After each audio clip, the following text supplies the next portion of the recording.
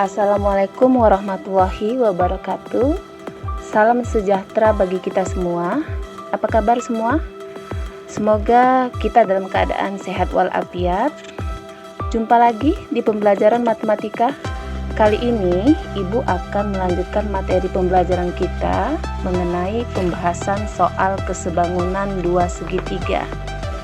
Sebelum memulai belajar, ada baiknya kita berdoa dahulu. Berdoa, kita mulai. Berdoa selesai. Baiklah, kita mulai pembelajaran kita.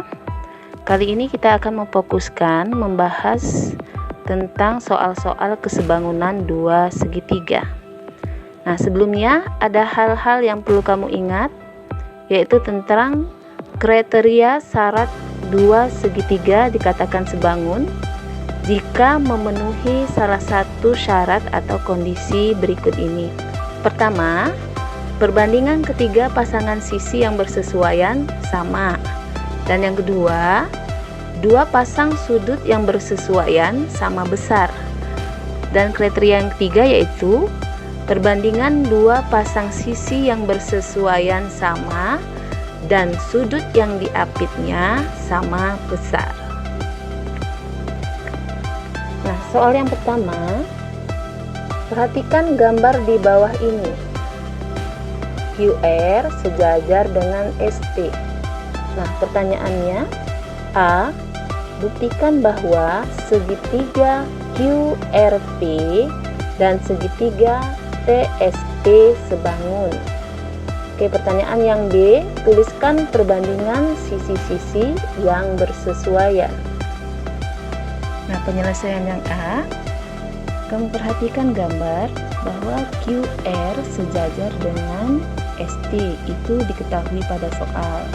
Kemudian ada satu garis, yaitu yang memotong garis sejajar, yaitu garis SR. Oke, nah sudut S itu besarnya sama dengan sudut R. Kenapa sama? Karena mereka adalah sudut dalam berseberangan. Nah, kemudian sudut T juga sama besarnya dengan sudut Q. Kenapa sama? Mereka juga sudut dalam berseberangan. Kemudian ada lagi satu sepasang sudut lagi, yaitu sudut P. Sudut P pada segitiga QPR itu sama dengan besar sudut P pada segitiga SPT. Kenapa sama? Karena mereka adalah sudut yang bertolak belakang. Berarti ada tiga pasang sudut yang bersesuaian sama besar. Nah, kita bisa tarik kesimpulan. Kesimpulannya adalah berdasarkan kriteria yang kedua. Pada kriteria kedua dikatakan dua pasang sudut yang bersesuaian sama besar. Nah, kita malah dapat tiga pasang, ya. Nah, berarti kesimpulannya adalah segitiga QRP sebangun dengan segitiga TSP. Nah, sekarang yang B, perbandingan sisi-sisi yang bersesuaian. Kalau kamu perhatikan, segitiga itu kan ada dua, ya. Ada yang berwarna biru dan ada yang warna kuning. Nah, kalau kita potong, kita bagi dua berdasarkan titik P, maka segitiga itu menjadi dua bagian. Nah, yang pertama adalah segitiga RPQ, dan yang satu lagi adalah segitiga SPT. Nah, kita akan mencari perbandingan yang sesuai. RQ itu bersesuaian dengan ST. Nah, RP bersesuaian dengan SP. Dan sisi PQ bersesuaian dengan sisi PT. Berarti perbandingannya adalah RQ per ST sama dengan RP per SP sama dengan PQ per PT. Baiklah, kita lanjut soal yang kedua. Perhatikan gambar berikut. Apakah segitiga KMN sebangun dengan segitiga OLN? Sudut K, kalau kita perhatikan di situ siku-siku ya, sudut K besarnya sama dengan sudut O karena sama-sama 90 derajat atau siku-siku. Kemudian sudut N pada segitiga KMN itu sama besarnya dengan sudut N pada segitiga OLM. Nah, kemudian satu sudut lagi yaitu sudut L itu sama besarnya dengan sudut M karena mereka adalah sudut yang sehadap. Nah, berdasarkan kriteria yang kedua yaitu dua pasang sudut yang bersesuaian sama besar, maka kesimpulannya adalah segitiga KMN sebangun dengan segitiga OLN. Baiklah, kita lanjut soal yang ketiga. Perhatikan gambar berikut. Hitunglah panjang EB. Nah, penyelesaiannya, kalau kita perhatikan pada gambar itu, situ ada dua bangun segitiga.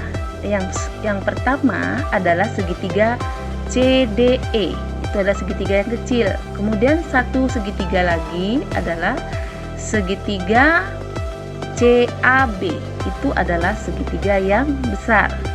Nah, kita akan menghitung panjang EB. Nah, kita akan membandingkan dari segitiga yang kecil kita bandingkan dengan segitiga yang besar.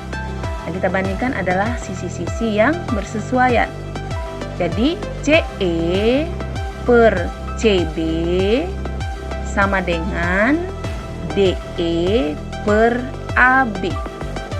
Kemudian kita masukkan nilainya. CE panjangnya 6 ya, kita masukkan nilai 6. Kemudian CB, kalau kita lihat pada gambar, CB itu adalah CE ditambah EB, berarti CB itu 6 ditambah EB ya. Kemudian DE-nya 5 cm, AB-nya 7 cm. Oke, kemudian kita kalikan silang. Nah, kita kalikan sebaiknya yang ada variabelnya, yaitu yang di bawah. Berarti kita kalikan 6 tambah EB dikali dengan 5. Kemudian kita kalikan silang ya. Kita mulai saja yang dari ada variabelnya, yaitu 6 tambah EB kita kalikan dengan 5. Kemudian sama dengan 6 dikali 7. Oke, 5 dikali 6 berarti 30. Kemudian 5 dikali EB berarti tambah 5 EB sama dengan 42 ya. 6 kali 7 42. Kemudian 5 EB sama dengan 42 dikurang 30. 5 EB sama dengan 12. Berarti EB dapatnya 12 per 5 atau 2,4. Jadi dapatlah panjang EB 2,4 cm. Soal nomor 4. Perhatikan gambar berikut. Hitunglah panjang CE. Baik, kita perhatikan gambar segitiga ini. Nah, di sini berdasarkan gambar dia terdiri dari dua buah segitiga. Segitiga yang besar adalah segitiga ABC, kemudian ada segitiga yang kecil, segitiga BED. Nah, di sini besar sudut C itu sama dengan besar sudut D. Kemudian di sini sudut B pada segitiga ABC itu berhimpit dengan sudut B pada segitiga BED. Berarti sudut B ini milik dua buah segitiga ya.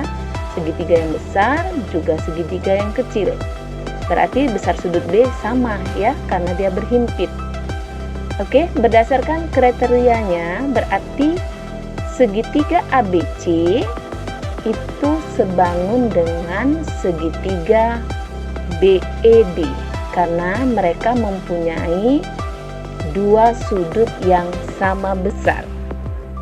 Nah, sekarang kita akan membandingkan sisi-sisi yang bersesuaian. Berarti AB per EB sama dengan CB per DB. Kemudian masukkan nilainya. AB 8 cm, EB 4 cm, maka perbandingannya menjadi 8/4 sama dengan, nah CB itu sama dengan CE tambah 4. Berarti CE tambah 4 per 6. Selanjutnya kalikan silang. 4 kali CE tambah 4 sama dengan 4 kali 6. 4 kali CE itu 4 CE, kemudian 4 kali 4 16 sama dengan 48. Berarti 4 CE sama dengan 48 kurang 16. 4 CE sama dengan 32. Maka dapatlah hasilnya CE sama dengan 32/4 dan nilainya sama dengan CE 8 cm.